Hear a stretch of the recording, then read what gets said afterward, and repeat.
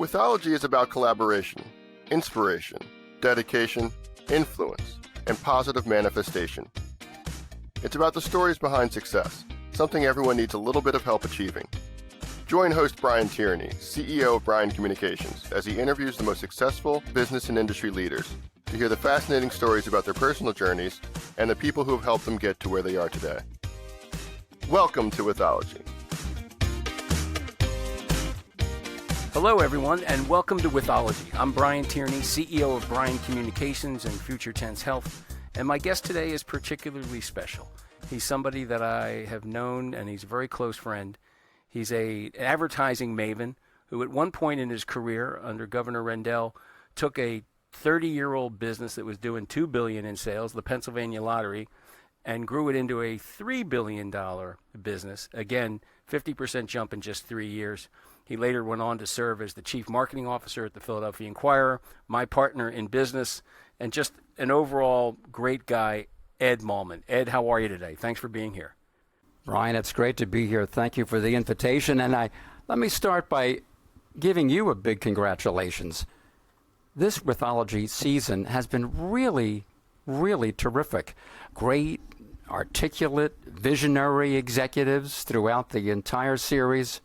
And now for a change of pace, you've got me, but I'll try and live up to those high standards. Well, Ed, I know you'll exceed those high standards. I know that for a fact. So let's go back to the beginning. So you grew up in Philadelphia in an area called Grays Ferry, a working class, very much a regular Philadelphia neighborhood. Tell me about the early days. At one point, you wanted to be a journalist yourself, but let's talk about what it was like growing up in your life. Yeah, I went to St. Gabriel's School at 30th and Dickinson Street there in the heart of Grays Ferry. And the nuns in our school had their hands full, each class, and it was separated, girls and boys separately, 50 boys or more in a class, so they had to take a no-nonsense approach. But I'll tell you, Brian, in the third grade, it was a late teacher who asked us to do one of these, what did you do in summer vacation reports. I wrote something. She gave me a good grade. Afterwards said, Edward, keep this up.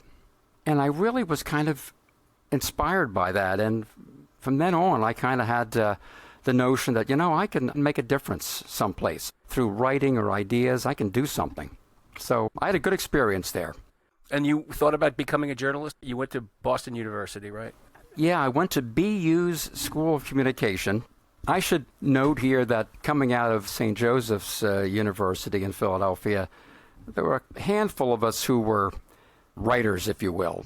One guy in this little group went to Columbia Journalism School, another to Medill, Northwestern's school, another went to L.A. and became a successful screenwriter, and I went to New England to BU, so we were all going to make a difference one way or the other. And I'll go on a little bit.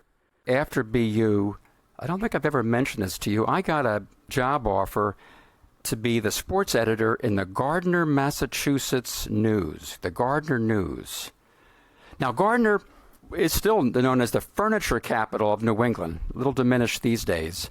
And if you drive by the City Hall in Gardner, you'll see a 30-foot tall wooden chair. And this was the beginning of the career. I would have started, of course, in that level of market, moved way up to Binghamton and then whatnot. But I couldn't take the job, and I was sort of lured into the advertising business and took a job being the plexiglass assistant brand manager in Philadelphia. To quote from another New Englander, Robert Frost, 2 roads diverged in a yellow wood, and you took the job in advertising. So then I met you. You were part of what became later on Tierney Communications. We were part of Foot Cone and Belding as an advertising agency. But among your accounts, your reputation grew, was you became a lottery expert. What was it like, though, when Governor Rendell said, hey, how about leaving the agency side and actually coming in and running a business? Not just doing the marketing for the lottery, but running it with 200 or so employees, technology issue, all the things that you had to deal with. What was it like to go from the ad guy to the CEO? It was a little daunting. But I'm going to add, I've had the privilege of working for some terrific bosses. Brian, you are one of those great leaders. Governor Rendell, in a different world, was similarly an inspiring leader, and he really made it clear that lottery benefits to older citizens in the state, and Pennsylvania Lottery is the only one of the American 45 lotteries, really, that have benefits exclusively going to older citizens. And he needed to have that number move quickly. And I thought, well, this is a pretty good challenge. I'm going to take a shot at this. So I was daunted, but knew that things had to happen quickly. And so I just attacked it from sort of the 4 basic marketing tools, and we had some success. Yeah, I mean, incredible success. Again, a 30-year-old business, you're taking it over. That's at $2 billion in sales, and you take it to $3 billion in just 3 years. So then we put together the group of folks. We bought the Philadelphia Inquirer, Daily News, and Philly.com, now Inquirer.com. And how did I convince you to leave the lottery and that great success to become creating a new role, Chief Marketing Officer? They'd never had that at the Inquirer before. How did I do that? Was it my charm? Well, it's always that, Brian, of course. Well, I'll tell you, I'm going to repeat that it was a chance to work for you again. But importantly, at the end of that first term, the lottery was well on its way. It had, as you said, grown its sales basically equivalent in 4 years to what had been the sales growth of the previous 18 or 19. The bottom line that helps older citizens had grown in 4 years equivalent to roughly the previous 13, 14 years. So I felt that a lot of what I was there for in Harrisburg had been accomplished and was well on its way to continuing to be accomplished. And then the journalism challenge that you had taken on at the Inquirer was equally big. And since I had left journalism and didn't take that road to Gardner, I thought, well, here's a chance to make up for that decision and maybe help Brian and others and the great journalists there to build some revenue for the Inquirer. Then you had put together, of course, this wonderful group of local owners, and that was equally as big a challenge, and I'm always kind of up for challenges, so that's it in a nutshell. When we got there in 2006, 2007, as you know, the top 25 papers all have a ranking that's confidentially shared amongst them, and we were 23 out of 25 year after year, 24 out of 25 in terms of ad sales, and in terms of revenue on that side of it, as well as circulation was way down. And under your leadership, you created things like Research Lab. We did the first 3-dimensional goggles that you could activate, 3-dimensional advertising, etc. And within 6 months, we had gone from 23 out of 25 to number 3 out of 25. We had improved by 20 points in the rankings with creative ideas. Ed, how do you come up with these creative ideas? What's the process of, kind of from your perspective, of an idea? Number one, an advertiser has to say and find, yeah, I'm selling more stuff because of these ideas. I'm seeing the power of the platform that you have. It was pretty remarkable what you helped me accomplish. You're pretty generous here, Brian, but a lot of that always starts with knowing what the real problem is. For example, you mentioned Media Lab. When you and I got together and were looking at what we can do with, I'll say, the promotion category, there was indeed a department called Promotions. Its goal was to increase readership, help promote certain journalistic specials, all great stuff. But it really wasn't getting at the heart of revenue. And every organization needs revenue. Even the most altruistic philanthropies need revenue to drive their goals.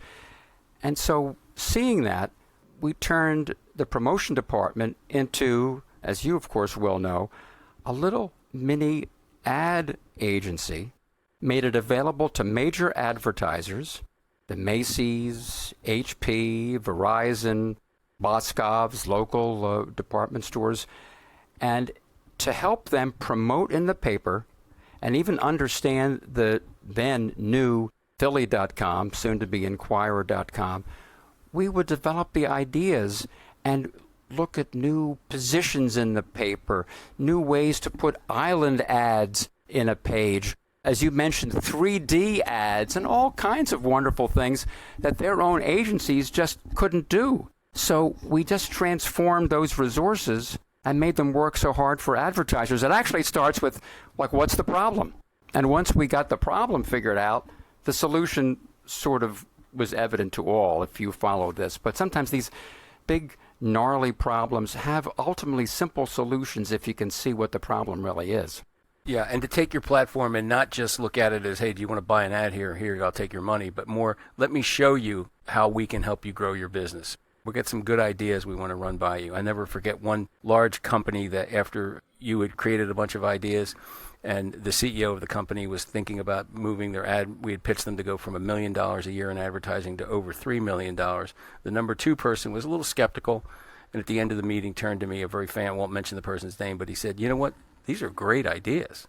I can see this really makes sense. And to go back, and again, within just a few months, that what you were able to do in terms of that was pretty amazing. Ed, let me ask you, when you look back on your career in the advertising side, there was that situation where you called up the Pennsylvania Lottery, had a moment of crisis, and or opportunity, I should say.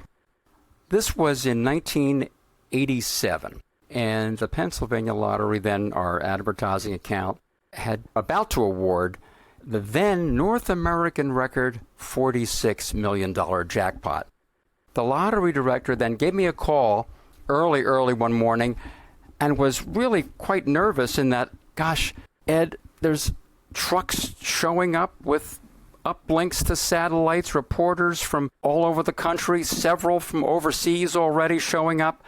Our PR folks are great, but they're not quite ready to handle this. Can you come out with a great professional and get this under control? I said, of course. I'll be there in 3 hours. I was in Philadelphia and he was in Harrisburg. And then I quickly went about looking for a public relations person who might be able to help. It was not a PR account. And everybody was busy. And that was understandable. But gosh, I'm really now very, very concerned. I'm not going to be able to deliver the goods. Reporters are piling up. I have visions of it at the lottery in Harrisburg. And I went to you, Brian, and said, gosh, Brian, I'm in a tough spot here. I can't find anybody. I need a solid pro who can move in, build trust immediately, maybe do a little media training on the spot and take charge of these many media who are showing up. And you looked at me for a second and said, I'll help you. I was so grateful because I know you had other things to do that day.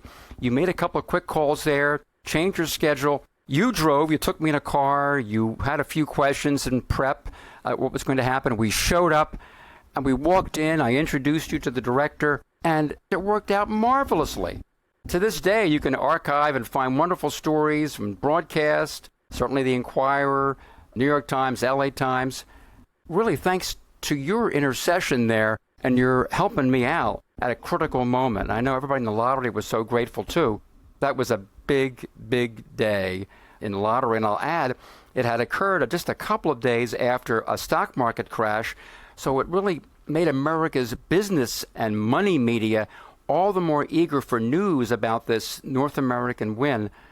Thank you, Brian. That was a great, great afternoon. I didn't have a clue what I was doing, but I looked confident. That was the key. Ed, talk about some other career highlights. What's the best ad campaign you were ever involved with? Well, I'll mention one lottery one real fast, but then I'll pivot to something else. Brian, you and I had a couple of sessions with the great Ray Charles. We did one TV and a radio recording in Philly. I went out to LA a couple of times with him for representing the Powerball Group. And some of the work, which is still, you can find this on YouTube, is still really pretty terrific. And it really helped bring Powerball into the prominence that it has today. And plus, it was really a treat working with Ray Charles. Quite a talent. I think of that from time to time. Another great campaign was for Deloitte Consulting, the one I know that where we worked closely and were up against other global agencies for that global business representing Deloitte Consulting at a time when consultancies were really, really in a cutthroat competition. Accentures and E&Y, and they've even, of course, since had their own mergers. But it was a tough competition. We probably weren't the favorite horse in the race, so to speak. But by the homework we did, a global survey of leading business people, we really convinced Deloitte that we were the ones for the job, and I think they felt very satisfied when we did launch a campaign a few months later that we got the job done for them. That was very satisfying because it was multilingual. We had to do a lot of other overseas work in other languages for them. That was pretty satisfying. Yeah, it was pretty cool a couple months later to get off a plane in Paris and seeing what we had created in our agency in French in the airport. There's a certain part of it that I think everybody that knows you knows so well. It meant of incredible integrity and tenacity without pounding the table at all, just in a quiet way. In fact, we have an award here at the agency. It's called the Eddie, named after none other than Edward Mahlman, and it's given out once a year to somebody who just goes above and beyond. And we named it after Ed. So where do you get this intensity about it? And again, you don't pound tables, you don't scream, but you never give up. Well, I think I'm talking to somebody like that too. But I'll tell you, not to sound too sentimental, but there is an aspect of the golden rule in this. If we think, what would I do if I were the client? What would I want in this situation? It's hard to go wrong because that way each of us will do more homework, identify, as we were saying, the it of a situation, anticipate needs, and then we'll do what the client asked for, but then maybe in addition do what we think the client may need. The two may be the same, but they may not be. And wonderfully, when you had that extra idea, a client is almost invariably wildly pleased that you went that extra mile. And no matter what you end up doing, it's a win all the way around. Now that may sound like a very simple, if you will, kind of a golden rule, but it really helps drive me and keep me from taking detours into, gosh, why didn't this happen? Or, oh, why didn't that happen? The world is a complex place. If the rules you set down for yourself are simple, you've got to apply them every day in a complex fashion. Don't make it more complicated than you have to. Keep it simple. And even back to our own shop, Brian, I'll often say the same thing to folks because we've got a great staff, talent, dedication, vision. They see what the problem is invariably. If not, we'll give them a little hand with that. They'll see what the opportunity is. And I kind of repeat the same little mantra. Just try and put yourself in their place, and you'll probably find you get to the right spot. So that's a kind of little mental exercise that I go through that helps me. Yeah, that's probably the roots of our mantra here is smart people who work hard, who have empathy for each other and for our clients as well. That sense of, how would it feel to be on the other side of this table? Final observations, marketing, it's, changing, evolving all the time, but in many ways there's certain things that are key. I got to break through. I got to, no matter what the platform is, I've got to say something that's strategic. Talk about that a little bit. Where do you see marketing kind of going forward? It's going to sound a little like I'm looking in a rearview mirror a little bit. I really try and stay as current as tomorrow morning if I can. But we are in a big ideas business. And again, I think clients kind of expect that from us. But sometimes, I happily think not at our shop, when you look at even trade journals, you see that it's become more an immediate response business. Nothing wrong with that. In fact, we want response. But if it sort of overlooks brand building, you're a little bit brittle. And if something doesn't go well, you don't have that brand trust to fall back on. And so I'll say worry. That makes it sound a little bit grander an emotion than maybe it is. But I do think about how big idea motivations may be pushed aside a little bit for that immediate response target. Everybody wants that immediate response. The two, for most people, really are very compatible, yet they seem to be seen as different animals. So that, I'll say, worries me. Yeah. When you combine the big idea and action and somebody moves and a strategic insight and never giving up, we win. And our competitors lose. That's what we want our clients to know. Well, Ed, this has been a great conversation, Ed. I want to thank you very much for being with me on Withology. Again, we go back over 30-some years, 35 years. And your career from the Grace Ferry section of Philadelphia, the guy who went to St. Joe's the Hawk, who went on to graduate school and has a wonderful wife and wonderful daughter and son, and your commitment to the community. And again, I keep going back to ad guy, this, that. Yeah, and grew the lottery from $2 to $3 billion that had been in business for 30 years in just 3 years. So Ed Mahlman, thank you so much for being here today and being my guest on Withology.